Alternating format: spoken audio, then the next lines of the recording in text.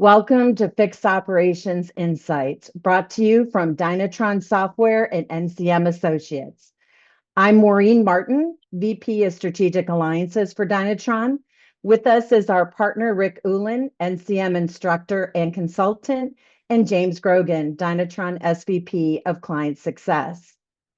We're first going to kick it off with Rick sharing with you the NCM Fixed Operations update for Q2 2024. Rick. Thanks, Maureen. Appreciate it. We'll just jump into the first slide. And in this slide, we're looking at basically our net to gross and net to sales as dealership operations through the first half of the year. So you're looking at the end of last year, end of December 23, 39% net to gross for dealers and 5.7 net to sales. Excellent numbers. We love those numbers. They're great. Let's take a look at some historical reference here. And coming off of the COVID high in 2021, of 48.8% net to gross, like unheard of, all-time record. I don't know that we'll ever see those numbers broken. And a 7.5% net to sales, huge numbers. Historically speaking, pre-pandemic, 2.5% net to sales was a good number. 3% was great. So we're still in a really good spot at 5.7 at the end of 23, coming off of some couple of years high. But the numbers are coming down. So let's take a look at where we are year to date through the second quarter. So net to gross trickled down about 6 points, down to 33.2. Still above that 30% bar we talk about for decades, but still compressing. And net to sales dropping down to about 4.8.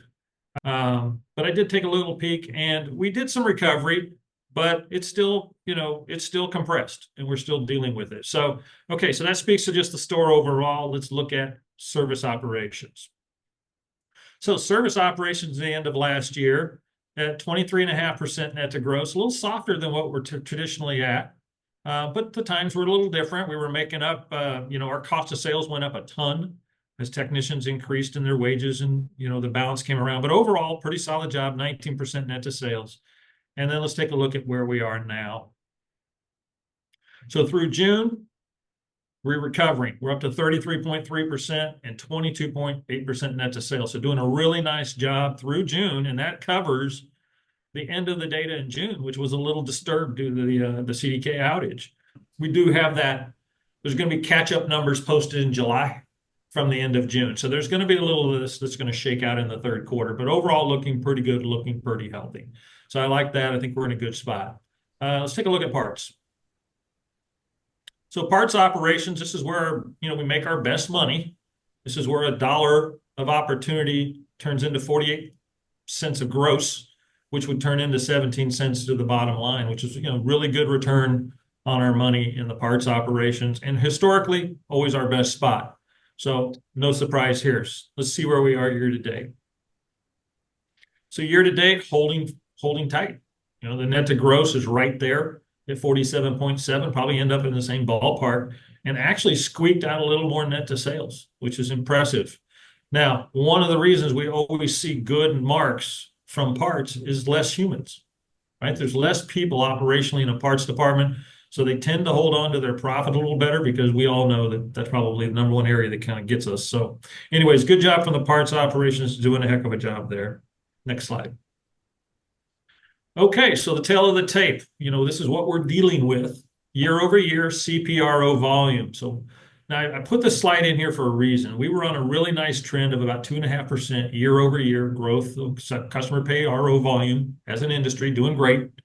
Then we had the shakeup of the pandemic, and we had partial closure, and we all just kind of figured that out.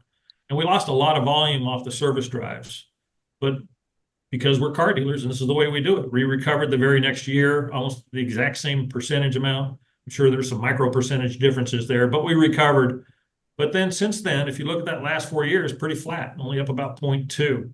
And this is concerning because obviously this is our first integer, right? The number of people coming through the drive. So,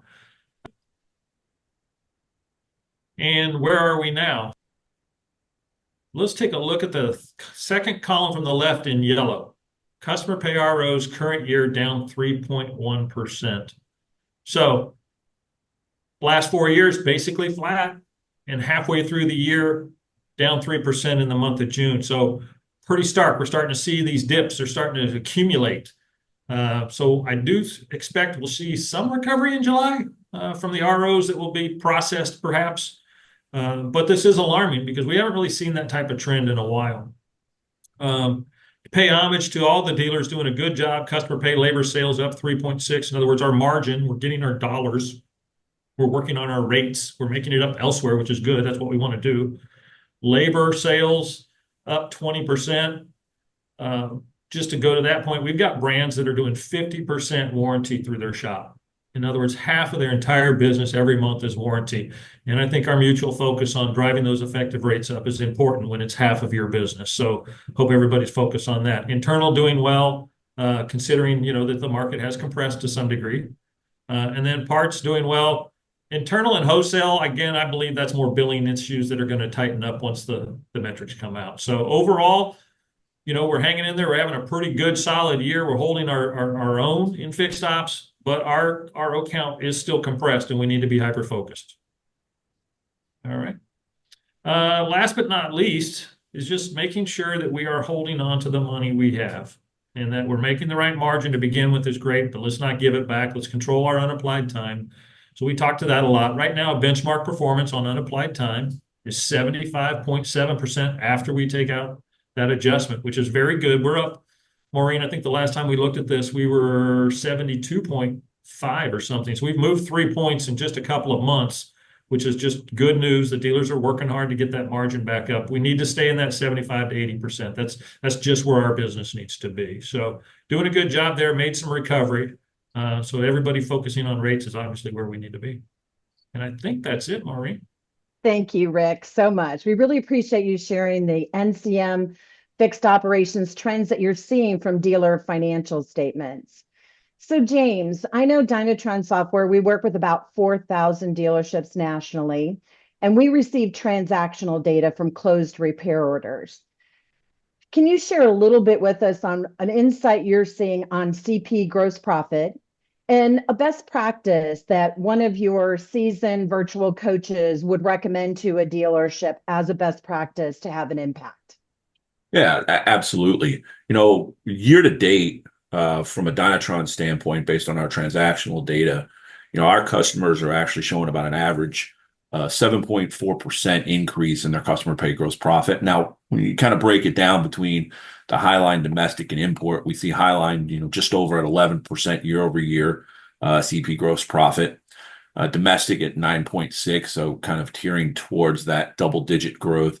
And then import, really at 6.2. That's the one that, is really down, where you look at Highline, you look at domestic, import just trailing behind, still 6% over last year, but calling out that when you look at the other lines, back 3%, back almost 5%, definitely some opportunity still there. And really when we look at things that drive that, especially through our coaching and our software, best practices about creating and managing a documented discount and adjustments policy is a must. It's really important that we understand every dealer has a policy, whether it's documented or not. So if you do not have a documented policy, you still have a policy. Your policy is that the people can make their own decisions, right? So the question is, why do we need to document this, right? If everybody, quote unquote, knows what they should do or not, why is it so important to work with your coach or to work with your team and have this documented? Well, first off, right, the team needs to have a clear understanding of the difference between a discount and an adjustment.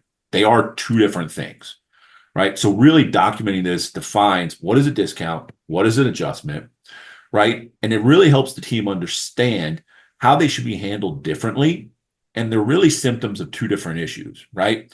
So how should we handle a discount? Customer comes with a coupon, finds an ad on the line, competitor coupon, things like that, versus an adjustment where we are physically adjusting the price, usually due to an issue internally, customer service issue, missed deadline, things like that. Part of that documentation is really going to be outlining the tracking mechanisms and the metrics that are put in place, right? The team needs to be able to measure themselves to make sure they're staying within the dealer management expectations. And it should be easy and visible for them to do this every day. So lastly, the big thing about this is really to empower the frontline personnel to address the client's needs without overstepping on the dealer's gross profit. Now, discounts or adjustments are part of the automotive industry. They do come out every day in the dealership. So what we want to do is not reduce the influence or the power of our frontline people, but make sure they really know and really understand how they should be approaching these two items and making sure they're not making only the best decision for the customer, but the best decision for the dealer as well. So what are some important things to think about when you're creating your discount and adjustment policy? Once again, if you don't have a policy, you still do. So the first thing we want to really think about is, what are your target allowances for discounts and adjustments? Now, once again, these are different items, so these should be different metrics, right? If it's 0 adjustments and everything should be documented and charged out, if not at the right price, unless there's a coupon, then your allowance is 0 for your adjustments. Your discounts, right? That would be something historical you would want to look at. The other thing is, once we've set these allowances, we want to really communicate the why. Why is this policy so important to be followed? Why should the advisors, why should your team be aware and know a discount from an adjustment and what the parameters are for each? And really, what is their allowance for each one? Why is it so important to the dealer? Outline and provide in writing what happens when a team member steps out of this process, right? Or exceeds their allowance metrics. You know, having a process in place and having a policy in place, unfortunately, if it is not managed and people are not held accountable, it goes back to just not having a policy in place. So it is important that the team members not only understand why, not only understand what their allowances are, but really understand how important this is and what happens, unfortunately, if they're unable to meet those metrics. And then lastly, back to providing simple reporting and measuring on this daily. This should be a metric that your team sees every day, and they can see it trending out for the month, the quarter, the year. But really, in every day, within 3 to 5 minutes, your team should understand completely where they stand with their discounts, their adjustments. Are they trending in the policy? Are they getting close to their allowance? Are they outside of the policy for some reason? And then understanding next steps from that. And then really the last thing we would want to leave with is, you know, everybody kind of understands their dealer culture, right? So setting this up to make sure it fits your culture, making sure your people understand why, making sure they understand how it's important, making sure how they can track it. All of those things are going to really establish ongoing culture in your store. And so one of the things we always want to make sure that we ask the dealer and, you know, work with them on is, you know, do you have the right culture to implement this new policy? And if not, what are the things we need to fix before this policy gets introduced? So hopefully these were a couple of easy steps, easy, quick things that if you don't have or you have not built in your store yet, you can take something away. Thank you so much for your time, Maureen. Thank you. Well, first of all, Rick Ullin, thank you. Our partner at NCM, instructor and consultant, gets to see a lot in the role that he does, and particularly in the trends you're seeing in the dealer financial statements. Very enlightening. James, thank you so much from Dynatron Software, sharing insights and a best practice. This is something we will definitely do ongoing. This was Q2 2024. If you'd like to learn more, all you need to do is just focus your phone app at the link. It's going to bring up that link on your phone. You click it, give some basic information, and we will definitely reach out to you. With that, we conclude our Fixed Operations Insights brought to you by NCM Associates and Dynatron Software. Thank you for being with us.